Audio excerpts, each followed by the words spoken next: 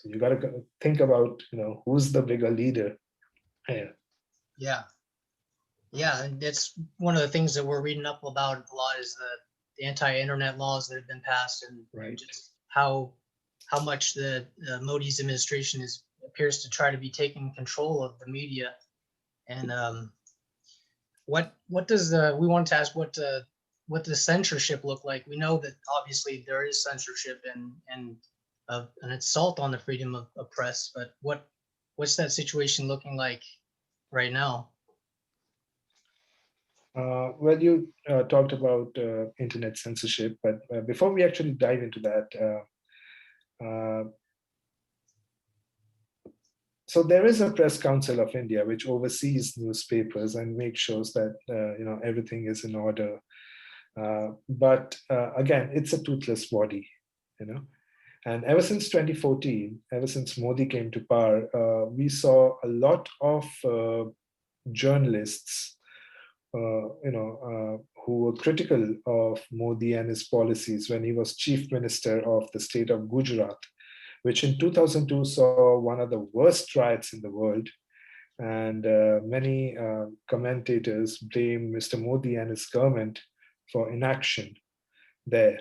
So a lot of reporters and editors actually reported on Gujarat, including NDTV, Indian Express, and other newspapers and mainstream media.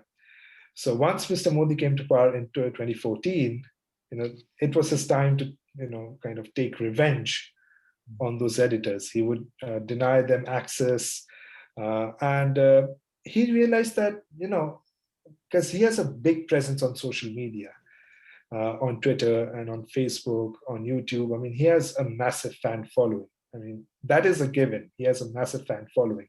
And he just realized that, he doesn't need the media anymore. He can directly reach out to the masses. So he has his, regular monthly radio programs. He's constantly posting on social media. And the BJP actually has a brigade of right-wing trolls.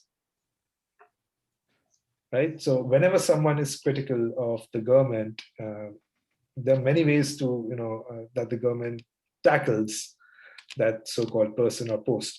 One thing they do is, they slap him with a sedition charge.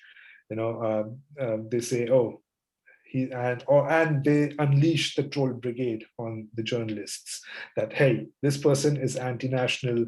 They're pushing, which is a ridiculous thing that they do. They're pushing, Pakistan's agenda or, Western agenda against India.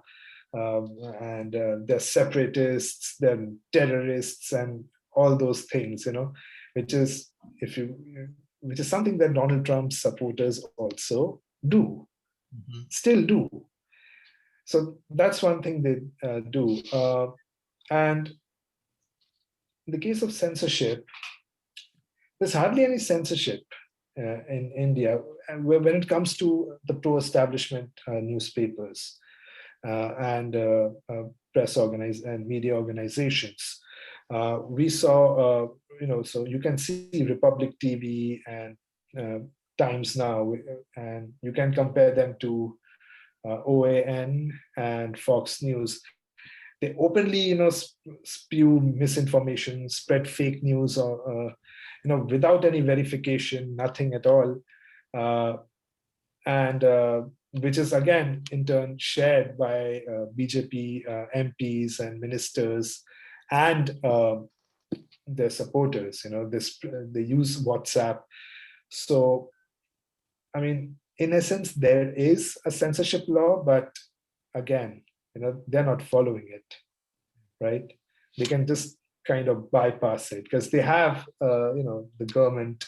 They have the government, looking after them. As long as they keep the government happy, the government keeps them happy. That being said, there are certain organizations, especially digital organizations, organizations like The Wire, The Print, News Laundry, who are moving away from the advertiser-driven model. what they do is they ask for donations from the public, and they ask the public to subscribe, and they have the backing of certain NGOs and charitable groups. I mean, the resources are not huge, but they know how to use their meager resources properly, and most of them are digital. So, and that's where I come in to internet censorship and regulation. The government has actually introduced strict IT laws, information technology laws, that and under which they have unobstructive access to what these companies are doing, and not just news organizations, but also streaming platforms like Netflix and Amazon Prime, because ever since Netflix and Prime entered India, they kind of broadcast certain, they commissioned certain series that surreptitiously were critical of the current disposition. They were showing, how minorities are being tortured and, harassed since 2014. I don't know whether you guys know this or not, but post 2014, the Modi government declared a nationwide ban on cow slaughter. And anyone who was suspected of carrying and consuming beef was not booked, but beaten by these so-called cow vigilantes. In fact, there was a very high-profile case called the Dadri case, Dadri. You should look it up, where an elderly man was lynched over suspicions of consuming beef by right-wing fringe groups. And the case is still on, and it's on and on and on, and the supposed perpetrators are out on bail. So those are the IT laws that the government has brought in. Now they can regulate what Netflix and Amazon Prime air, and if there's something objectionable, or in their own words, if there's something anti-national in the content, they can actually arrest Amazon and Netflix officials. That's